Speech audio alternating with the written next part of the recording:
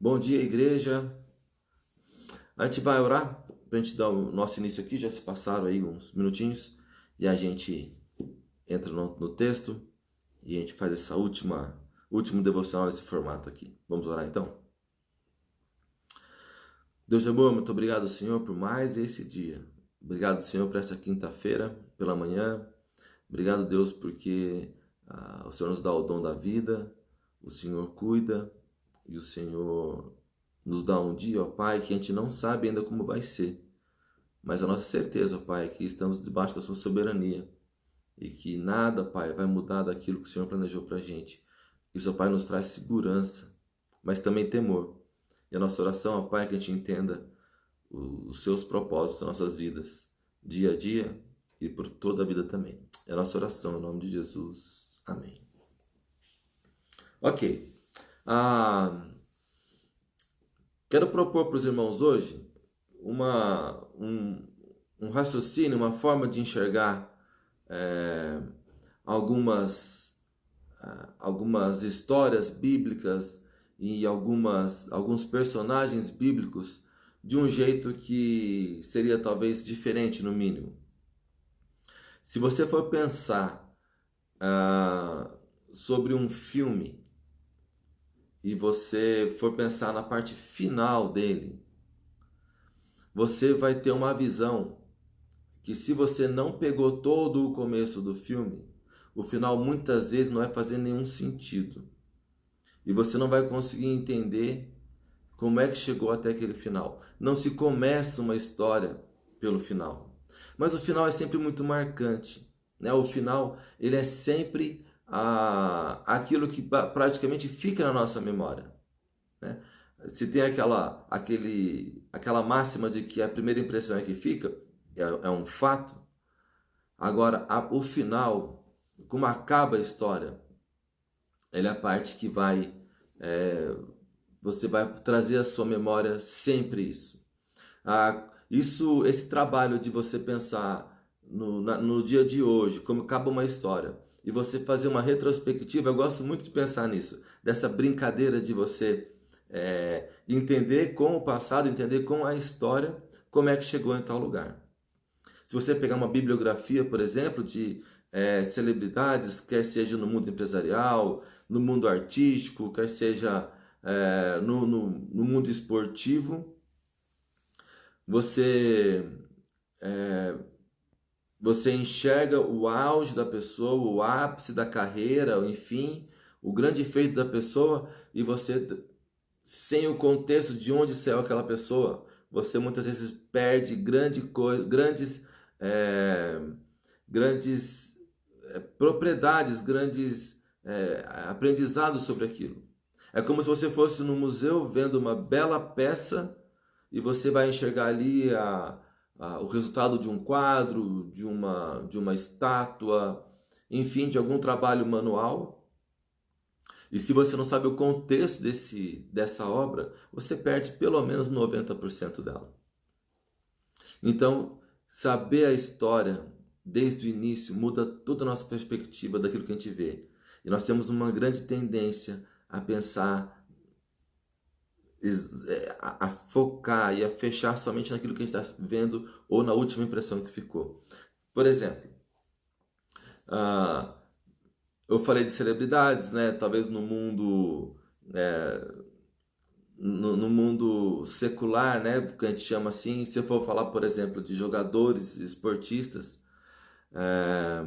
nós estamos tendo aqui as finais da NBA e tem um jogador ali que tá nas finais e foi um morador de rua, né? E os meninos falaram assim: pai, esse cara tem uma história muito legal, ele morou na rua, ele estava assim em contato com a criminalidade, ele tinha tudo para desviar a vida mesmo e talvez nem estar mais vivo, né?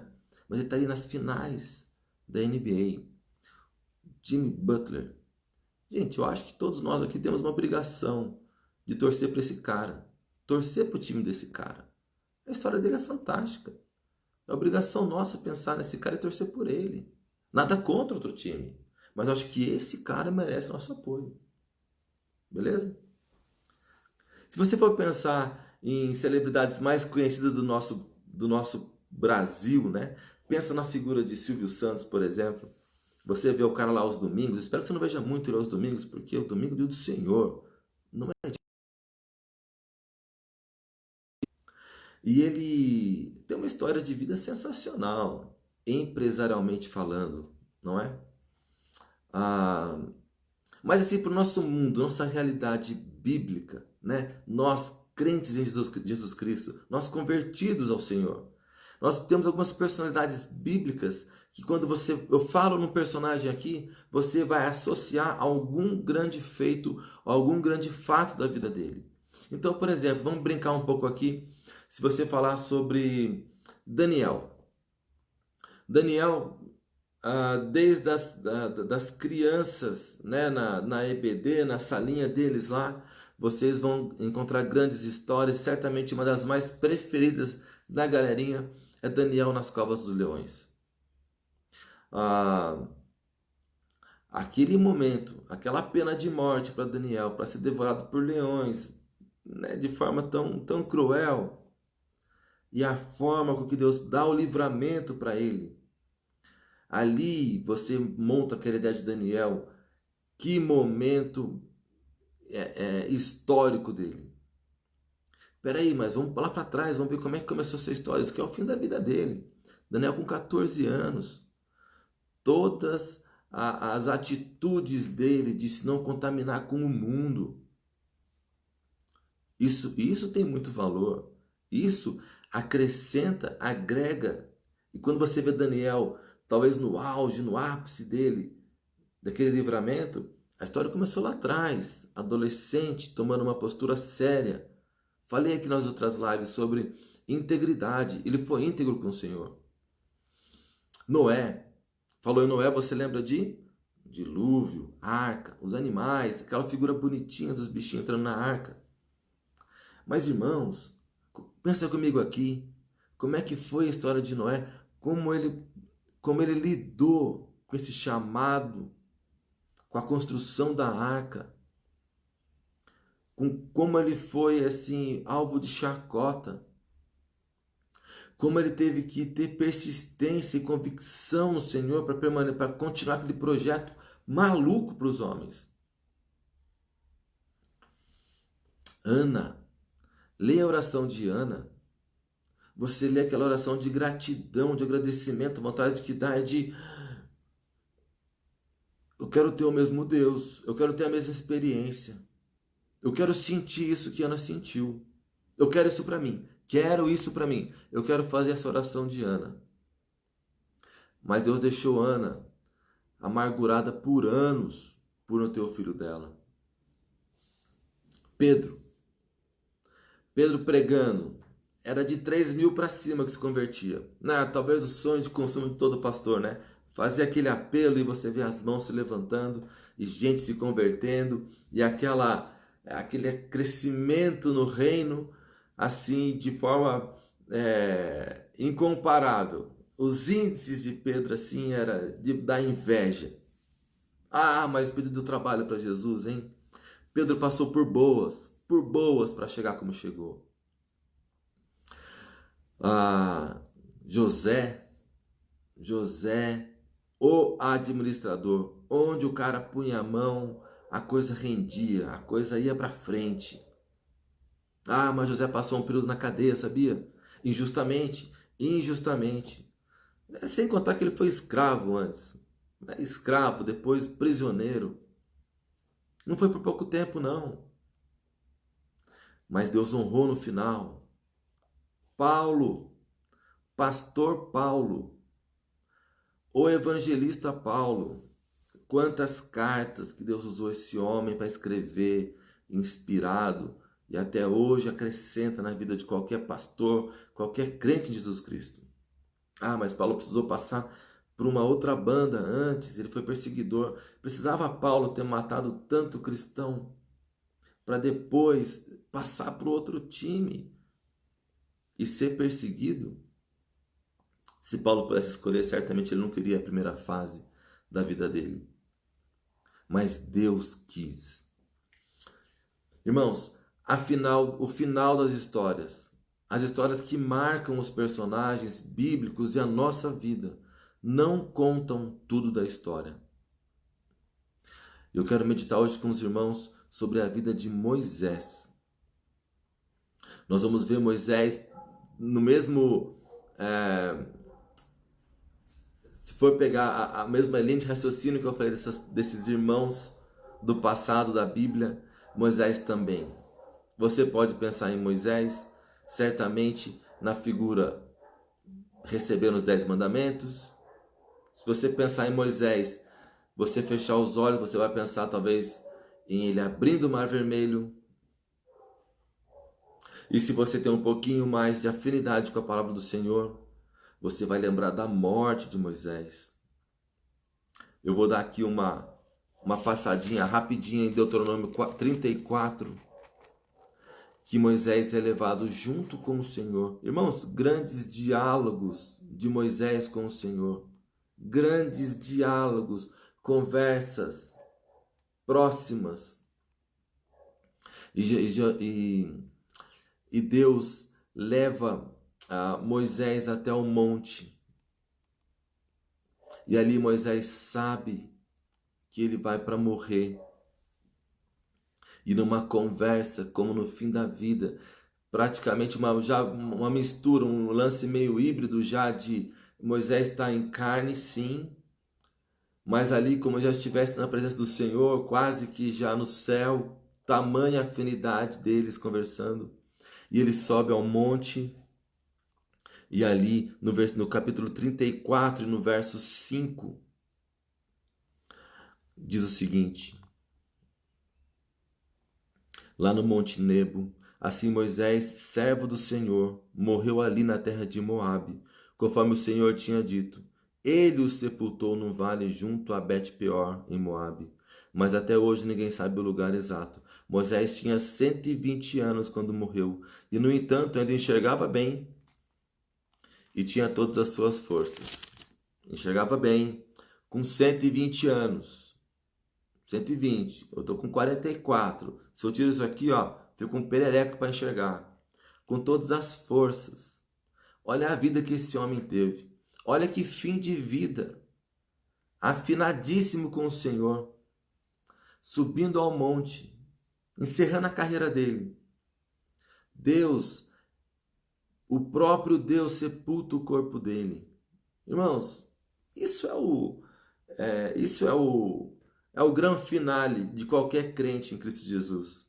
Quem não queria ter essa afinidade, essa intimidade e encerrar a vida assim? Foi assim com Moisés. Mas não foi assim a vida inteira. Moisés precisou passear bastante, caminhar bastante. E a gente vai ver aqui em 3 rápidas fases da vida de Moisés, como Deus trabalhou na vida desse homem, para poder encerrar dessa forma, para que a gente pudesse pensar em Moisés como aquele grande líder, representante do povo de Deus, em que pegou as tábuas da lei, em que abriu o Mar Vermelho e conduziu o povo para a Terra Prometida. Ele acabou a vida assim, desse jeitinho com Deus. Precisou de 3 fases da vida dele. A primeira fase é o próprio nascimento dele. Êxodo capítulo 2, ele começa a contar o momento do nascimento de Moisés. Não dá para ler todo o texto, mas você depois pode ver lá em Êxodo 2, e você vai saber que Moisés nasce sob uma sentença de morte. Faraó, preocupado com o crescimento do povo hebreu, ele diz: olha, a partir de agora, as parteiras, viu que nasceu hebreu, se é homem, mata. Precisava conter o crescimento, o número de hebreus. E a forma que Faraó encontrou foi dessa forma bruta, cruel, de matar os meninos recém-nascidos. A Bíblia fala também que Moisés, ele era especial. Diz que ele era bonito. Ele era um bebê bonito. As irmãs que me perdoem, eu sei que tem vovó aqui. Minha sogra entrou. Bom dia, sogra. Não adianta o Fábio, o Alexandre, o Davi, o Luke e o Enzo. Não adianta, Maria de Lourdes. Eles nasceram feios. Tá bom? É fato. Não adianta, é só vó, mãe, irmã, prima, tia que acha belezinha, porque não é. Mas Moisés não. A Bíblia fala que ele nasceu bonito, tinha beleza nele. É um milagre. E está aqui, está registrado, e Deus não mente. Moisés nasceu bonito. Moisés ele é um produto uma trama, de um plano arriscadíssimo de sua mãe, de colocá-lo num cestinho e desce ele Nilo abaixo. Deus providencia que a filha de Faraó o encontra. A irmã dele aborda a filha de Faraó e ali ela fala: olha, esse bebê aqui, sim, ele é um hebreu, eu posso pôr uma mãe, alguém para amamentar e cuidar dele. Ela ganha da filha de Faraó o sustento por esse período de amamentação. E depois Moisés ele é levado ao palácio para ser criado pela filha de Faraó. Irmãos, Moisés ganhou aqui um convite para a nobreza. E ele foi para um lugar mais importante da região. Ele teve acesso à cultura, ele teve acesso a conhecimento, à tecnologia. Gente, o povo egípcio era o povo mais avançado da época. Ele foi alfabetizado. Moisés teve então ali a primeira fase da vida dele. Vê aqui no versículo 10 do capítulo 2. Quando o menino cresceu, ela o levou de volta à filha de Faraó, que o adotou como seu próprio filho. A princesa o chamou de Moisés, pois disse: eu o tirei da água. Irmãos, Moisés passa então a primeira fase da vida dele, o que eu chamo de Moisés crescendo para o mundo. Ele teve então ali conhecimento, ele aprendeu o que o mundo oferece, o que o mundo valoriza, o que o mundo tinha de melhor. Então a primeira fase da vida dele, por 40 anos, ele passou ali. Nessa construção da vida de Moisés, a gente passa para a fase 2. E Moisés, diz o texto aqui no versículo 1, enquanto ele voltava já adulto, depois de 40 anos, para visitar o seu povo, ele se depara com uma cena muito violenta, né? Ele vê um conterrâneo seu, né? Um hebreu sendo espancado por um egípcio. E ele, como que sem pensar duas vezes, ele vai, interfere e mata o egípcio. O versículo 14 do capítulo 2 ainda diz o seguinte, nessa caminhada aqui da história de Moisés.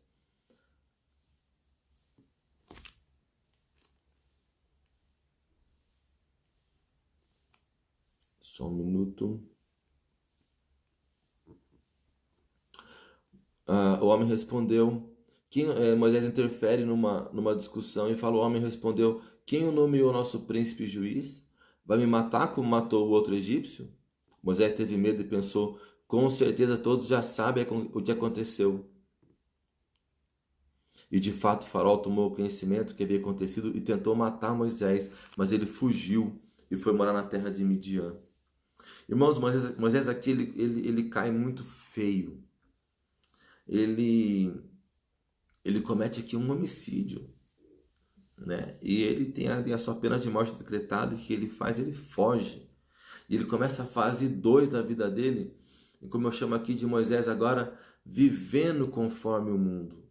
Ele viveu como foragido, fugitivo. E ele vai para a terra de Midian, uma terra longe. E assim, e ele toca a vida dele, ele segue a vida dele assim, forma família, ele se casa. E como que estivesse desconectado com o passado dele. Ele era praticamente um nobre. E agora ele é um fugitivo, um foragido. Morando numa terra distante, ele tem um novo ofício, ele vira um pastor de animais. E agora se casa, ou seja, a vida seguiu. A fase 2 de Moisés é vida que segue, vamos embora. Então, na fase 3 da vida dele, começa quando Deus interfere novamente e o chama e propõe a ele um chamado para uma missão muito importante que faria toda a diferença na história do povo dele. Então aqui a gente está caminhando para já capítulo 3, naquela famosa cena em que o arbusto pega fogo e ele não se consome. E Moisés chega até ali e começa daqueles grandes diálogos com o Senhor. E Deus o chama para a missão de resgatar o povo dele. Então eu começo a colocar aqui que Moisés, a partir da fase 3, ele está vivendo a vida que Deus planejou. Então essa primeira fase dele, ele cresceu para o mundo. A segunda, ele viveu conforme o mundo. E a fase 3 agora está vivendo a vida que Deus planejou para ele. Deus então o chama para libertar o povo. Deus o chama para carregar o povo até o deserto. Irmãos, um parênteses aqui. Quando você vê Moisés com as tábuas, abrindo o Mar Vermelho, e numa conversa com o Senhor, indo ser levado pelo Senhor. Irmãos, não foi fácil o deserto para Moisés, não. O deserto, para nós, né, o nosso deserto, que a gente brinca, né, de alguma fase ruim da sua vida. A fase de Moisés foi literal no deserto. Lidar com o povo, com a reclamação, lidar com todos as dúvidas que o povo trazia sobre ele, sobre a liderança dele. Não foi fácil. Não foi fácil. E ali Moisés, então, ele conduz o povo. Ele chega até a terra de Canaã. Ele coloca Josué na jogada. Ele passa o bastão. E ele caminha com o Senhor para ser levado. E ele encerra a fase 3 aqui, caminhando juntinho com o Senhor. Irmãos, eu queria ter só a fase 3 de Moisés. A fase 1 de Moisés seria tentador ter, né? Morar num palácio, ter acesso a grandes informações, grandes conhecimentos, melhores professores. Seria tentador ter a fase 1, mas seria perigoso. Seria perigoso se perder nesse amor ao mundo. A fase 2 eu não queria de jeito nenhum. Foragido, vivendo desconectado, de jeito nenhum. Eu queria só a fase 3. Eu não sei vocês, mas eu queria só a fase 3. Intimidade com o Senhor, grandes momentos, né, grandes feitos e uma morte gran finale. Mas não é assim que Deus faz. Não é. Deus não fez assim com Noé, com Ana, com Pedro, com Paulo. Nos dias de hoje, Deus não fez assim com nossos pastores, nossos missionários. Deus não fez assim com você nem comigo. Deus nos dá fases. Parece que a gente olha aqui para Moisés, a gente parece que enxerga 3 Moisés diferentes. Um desconectado com o outro. Parece que são 3 pessoas distintas numa só. Mas não é. Deus está formando um caráter. Deus está formando uma história. Deus está provendo para Moisés aqui experiências e crescimento para fazer a missão que eu tinha que fazer. Fica então aqui a primeira grande lição de hoje. Deus tem o tempo dele. Deus tem o momento e ele tem as fases que ele vai propor para você. Irmãos, e Deus não tem pressa. Guarde isso. Deus não tem pressa. Deus faz na hora dele, no momento dele, quando ele acha que é o momento, porque ele sabe, ele te conhece e ele é perfeito. E ele pode estar te provando, te dando crescimento, passando por fases e fases. De repente a sua não são 3 fases, a sua são 2 fases, são 10 fases, eu não sei. Mas Deus tem o tempo dele. Ele provou isso para Moisés. Ele prova para a gente hoje. Então fica aqui para os irmãos a minha lição que eu aprendo quando eu vejo a vida de Moisés. Que Deus tem um plano muito maior. E Deus tem o tempo dele. E não sejamos nós quem vai apressar ou atrasar o plano de Deus.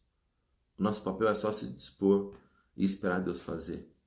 Quero fazer uma menção aqui especial Eu ouvi ontem a live do Marcelão do Uruguai e fiquei muito contente. Eu desafio os irmãos a ouvirem. Eu não sei se foi o Marcelão ontem, quarta-feira, ou se foi na terça, que eu acabei vendo depois. Foi pelo áudio que o Vitor Emanuel manda lá no grupo, que é uma benção esse garoto aí. E o Marcelão dizendo da fase do Ministério do Uruguai. Irmão, se você não conhece o Marcelão do Uruguai e vai conhecer agora, você vai estar vendo talvez a fase 3 do Marcelão. Amém, Marcelão? Fase 3, né? Assim, do ministério desenvolvendo, da igreja Betel de Atlântida firme, com uma diretoria masculina, toda ela discipulada por esses homens, pelo Marcelo, pelo pastor Billy. O pastor Billy crescendo e cada vez mais à frente do trabalho. E o Marcelão conduzindo, usando seus dons e talentos para organizar essa estrutura. Irmãos, fiquei muito contente de lembrar grandes fases anteriores do ministério do Uruguai. E Deus tem abençoado aquele trabalho, nós estamos muito felizes com isso. Esse mês de outubro teremos um tempo especial também missionário, certamente falaremos mais. Na nossa programação, o mês de outubro seria as conferências missionárias, falaremos muito do Uruguai, aliás, o assunto seria o Uruguai. Marcelão e família estariam aqui e era a nossa programação. Mas Deus, sempre infinitamente melhor, conduziu para outra forma.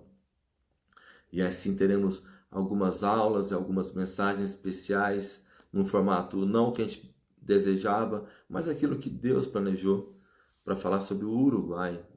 E Deus abençoando aquele trabalho. Posso pensar também no Piauí, ver na igreja de El Shaddai. Fase 3 também, El Shaddai. Graças a Deus por isso. Crescendo. Pastor Marcelo, com líderes lá junto com ele.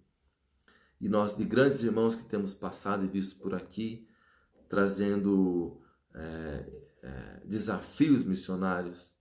E nós podemos entender neles também como Deus planejou cada fase da vida deles. Então, irmãos, Deus abençoe a gente. Que o irmão fique tranquilo sabendo que o tempo certo vem do Senhor para a sua vida, para os seus propósitos, para os seus desejos, seus planos. Todos eles estão em alguma fase que Deus predeterminou. Descanse nisso. Chegue-se perto do Senhor. Te desafio a ter diálogos em oração, como Moisés teve, como é gostoso ver a afinidade dos dois. E aí Deus conduz por qualquer número de fases que você for ter. E aí certamente estaremos perto do Senhor. E quem sabe todos nós tenhamos se Cristo não voltar, morte como de Moisés, não no monte, né? Não mais nessa conversa em que você pode ouvir. Não é esse, não queira ser sepultado pelo próprio Senhor, não é mais isso. Nós vamos entender que é chegar ao fim da vida, próximos do Senhor, afinados com o Senhor, onde já nem faz tanta diferença se a conversa está aqui no nível humano, matéria, ou se já está tão próximo do Senhor que a morte é só uma mudança rápida de forma de corpo, mas a afinidade vai ser a mesma. É o meu desejo para você, para a igreja, para o irmão, um amigo que estiver assistindo, para todos nós. Vamos orar. Nosso Deus e Pai, muito obrigado pelo dia. Obrigado, Pai, pela vida de Moisés, que o Senhor permitiu ficar registrado, Senhor, na Bíblia, para que possamos hoje ser desafiados e felizes, ó Pai, de saber como o Senhor atua, como o Senhor cuida e o Senhor planeja tudo muito melhor que todos nós. Abençoe, ó Pai, nosso dia, aquilo que temos ainda por fazer e que possamos vir munidos, ó Pai, dessa palavra, munidos, ó Pai, desse incentivo, desse encorajamento no Senhor, de podermos estar mais próximo do Senhor, que é o nosso desejo para hoje. Oramos por isso, em nome de Jesus. Amém. Irmãos, um bom dia para vocês. Fica aqui meu agradecimento também pelo tempo, pela oportunidade. Foi uma bênção para mim e eu espero que para vocês também tenha sido um tempo abençoado, que acima de tudo nosso Senhor seja glorificado e louvado. Amém? Deus abençoe, um ótimo dia e nos vemos em breve.